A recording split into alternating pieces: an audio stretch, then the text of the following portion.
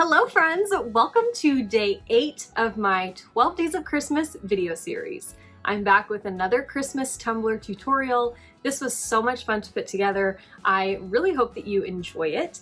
If you do, make sure you hit that thumbs up button right down there. And if you're not already subscribed to my channel, make sure you hit that subscribe button down below as well. All the products I'm using in this video are linked down below in the description box.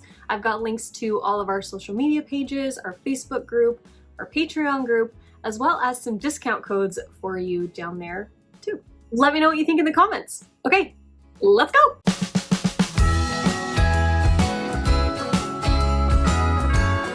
We're gonna jump right in with a powder-coated white 20-ounce skinny straight from Craft Haven. These are my favorite because you can take them out of the box and get right to work. So I cut out 2 different sizes of stripes, and this is what we're gonna use for our candy cane. This is just regular red Oracal 651 vinyl, and I cut out thick and thin stripes. So the thick stripes here that I'm applying right now are 0.455 inches wide, so almost a ½ inch wide. And I'm applying these like just on kind of a diagonal curve around the cup. I started at the top rim and then just kind of rolled my cup on my table so it made this kind of candy cane swirl. The thin stripes that I'm applying now are 0.155 inches wide. And I'm putting those ½ an inch away, maybe. I didn't measure. I'm just kind of eyeballing it, and I'm spacing these all the same throughout. And I'm going to alternate between thick, thin, all the way around the cup. And I'm going in kind of a natural swirl pattern, like I said before, and just making sure that I have enough vinyl on the top and the bottom so that I get a little bit of overlap, because I don't want to see those blunt ends of my vinyl. I want to be able to cut it off where it ends and make sure everything is really flush on the edges. So I'm going to continue going all the way around the cup until I don't have enough space on my cup to make all of my stripes evenly spaced. So you'll see here that as I'm placing this last stripe, I have a lot more room up at the top where that stripe starts versus at the bottom. And that's going to be the place that we cut out the excess to put our decal. So first I'm going to cut off all of the excess from the top rim of the cup, and then I'm going to take all the bottom pieces that are hanging over the edge and just kind of tightly wrap them around that bottom rim, and then go in and trim all of the excess off. This is the same thing I would do with like a sheet of patterned vinyl that I wrapped on a cup, because I want all of these to still like wrap around the bottom, and then we'll finish off the bottom really nicely so that everything looks professional and cohesive. So now to cut out this area for our decal, I'm going to take my ruler and just kind of mark off about where I want to trim. I'm just estimating the size of my decal at this point, and then once I've got the space cut out, I'll remeasure before I get my decal cut. So just make sure that you either have an idea of the size of your decal or cut it after you've already mapped out this space so that you know it's going to fit in the space you cut out.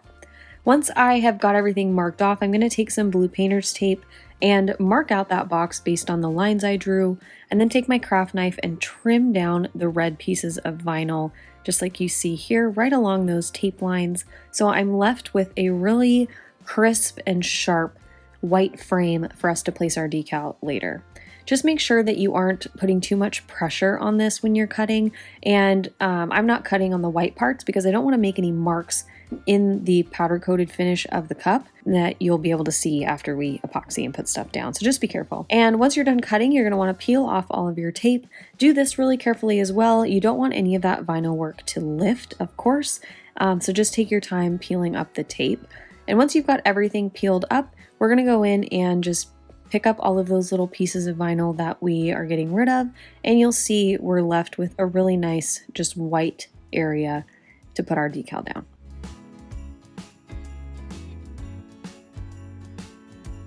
I'm going to go right into a coat of epoxy after this. I'm going to mix up 20 milliliters of a little extra ink epoxy, and I did add a little bit of extra fine Firefly from PDB to give this an overall kind of cohesive sparkle. So you can see here that coat is cured. It looks so pretty. Now I'm going to sand down the bottom rim to make sure that's totally smooth so that we can finish off the bottom. So I did all of my sanding, washed it with dish soap and water. I just sanded this bottom rim. I didn't do any other sanding at this point. And now I'm going to go into some electrical tape. I took some of the stickiness away from the tape just with my fingers like you could see there. And now I'm going to carefully wrap it around this bottom rim.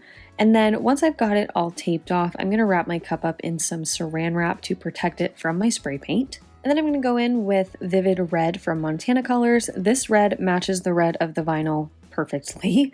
And then immediately after painting, I am going to remove my saran wrap and my tape, and then I let this sit and dry. I think I waited like 2 hours. You don't have to wait that long.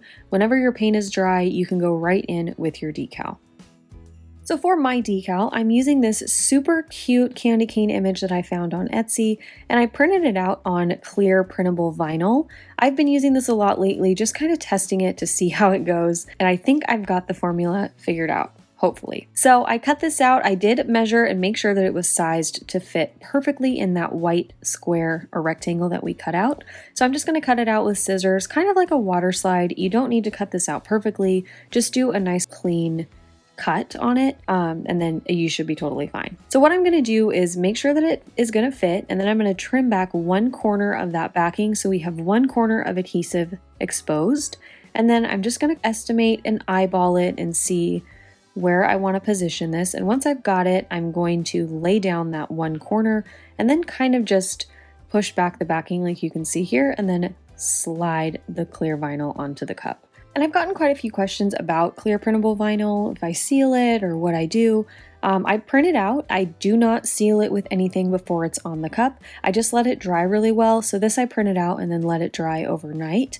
And then when I put it on the cup, I've tried both ways, not sealing and sealing, and I think sealing is better. So if you don't seal it, there's a possibility that your colors could run or it just could be bad. So what I'm going to do, once I've got it on the cup, I'm going to take some matte clear spray paint from Rust-Oleum, and I'm going to hit this entire cup with a really good coat of this, and this should help seal the clear vinyl in, prevent any lifting, and prevent you from seeing any of those lines where we cut it out. I added one coat of epoxy, and then after this one cured, I did all of my sanding on the rest of the cup. There wasn't too much to do, just up at the top rim, and then I added my final coat of epoxy. So this is the final result. You can see a little bit of those lines from the clear printable vinyl, not too much, just in certain light.